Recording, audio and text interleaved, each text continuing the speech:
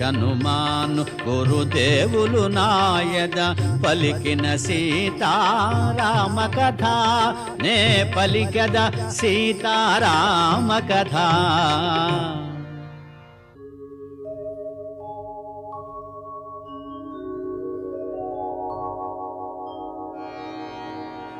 యమ కుబేర వరుణ దేవేంద్రాదుల సర్వసంపదల మించినది విశ్వకర్మ తొలుత బ్రహ్మకిచ్చినది బ్రహ్మవరమున కుబేరుడందినది